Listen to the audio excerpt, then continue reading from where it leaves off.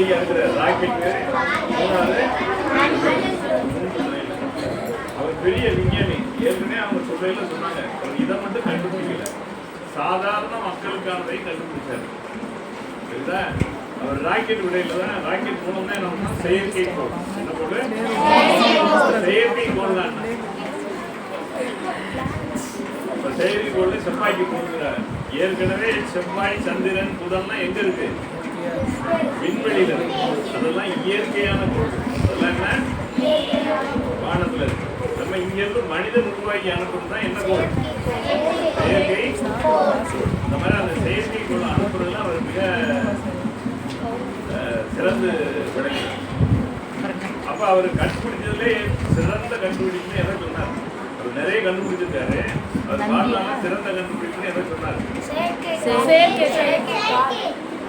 செயற்கை கால் இல்லையே, நந்தியா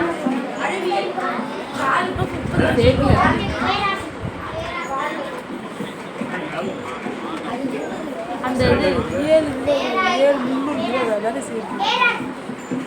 செயற்கை கால் தான். செயற்கை கால்ங்கிறது என்ன? போலியோ நோய்னு ஒன்று உண்டு. போலியோங்கிறது ஒரு வைரஸ்னால வர்றது. அதனால கால் எலும்பு என்ன ஆகும்னா தூக்கி போகும். என்ன பண்ண முடியாது, நடக்க முடியாது. இந்த பிள்ளைகள்லாம் தவறி தான் போகும். அப்போ என்னன்னா அதுக்கு ஒரு செயற்கை கால் செஞ்சு வச்சா அது எத்தனை கிலோன்னா 7 கிலோ இருக்கு. எத்தனை கிலோ? 7 கிலோ வீட்டு பிள்ளைகளால் என்ன பண்ண முடியல. இது ஆட்டி விட்றாது. நீ என்னென்னமோ கண்டுபிடிக்கிறீங்களே, இந்த பிள்ளைகளுக்கு ஒரு கால் கண்டுபிடிக்கப்படாதான்னா அவங்க சொன்னாங்க, ராக்கெட்டுக்கு பயன்படுத்த சாக்கலைட்டுங்கிற ஒரு மெட்டலை வச்சு 7 கிலோ இருந்தது 400 கிராமுக்கு. எவ்வளவுக்கு? 1/2 கிலோ கீழே செஞ்சாரு. அதை செஞ்சவங்க எல்லாம் காலில் மாடிக்கு என்ன பண்ணிக்கலாம் ஓடிச்சு. அதுதான் பார்த்து பார்த்து என்னுடைய கண்டுபிடிப்புல அவள் சொன்னது எது சிறந்த கண்டுபிடிப்புன்னு சொன்னாரு. செயற்கை கால் தான் அப்படின்னு சொல்லி சொன்னார். அவர் இளமை கால வாழ்க்கையை பத்தி நிறைய சொன்னாங்க. என்ன அப்படின்னு சொன்னா, அவர் குடும்பத்துல வந்து ஒரு ஏழ்மையான குடும்பம். நிறைய நீங்க தெரிஞ்சுக்கணும். அவங்க சொன்னாங்க, காலையில எத்தனை மணிக்கு எந்திரிப்பாரு? 4 மணிக்கு எந்திரிச்சு எப்ப படுப்பாருன்னா 10 மணிக்கு படுப்பாரு. அவர் படிக்கிறாரு. படிக்கையில என்னங்க அப்படின்னு சொன்னா, ஏன்னா அவர் எல்லா வேலையும் முடிஞ்சு வீட்டுக்கு வரவே 8 மணி ஆயிரும்.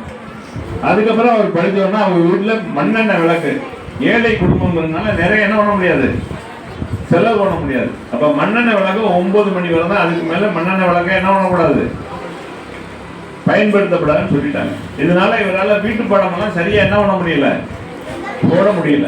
அப்ப இவருடைய ஆசிரியர் இருந்தார், அவர் பேரு முத்துசாமி ஐயர். அவரு அப்துல் கலாம் கேட்கிறார், என்னப்பா நீ நல்ல மாணவனாச்சே, இப்படி எல்லாம் போடாம வர்றியே என்ன அப்படின்னு சொன்ன பிறகு அப்புறம் சொன்னாரு, இந்த மாதிரி மண்ணெண்ணெய் விளக்க எங்க வீட்டுல 9 மணிக்கு மேல பயன்படுத்தக்கூடாதுன்னு சொல்லியிருக்காங்க. அப்புறம் அந்த கணக்கு வாத்தியார் பேர் என்ன?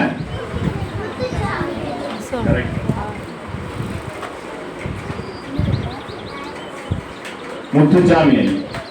அவர் என்ன பண்ணாருன்னா இவர் வீட்டுக்கு போனாரு.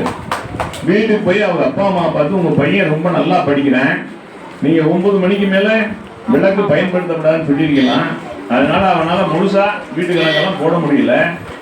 அதனால நீங்க அவனுக்கு அதிகமா மண்ணெண்ணெய் பயன்படுத்துறதுக்கு அனுமதிக்கணும். அதுக்கப்புறம் அவர் 10 மணி 11 மணி வரை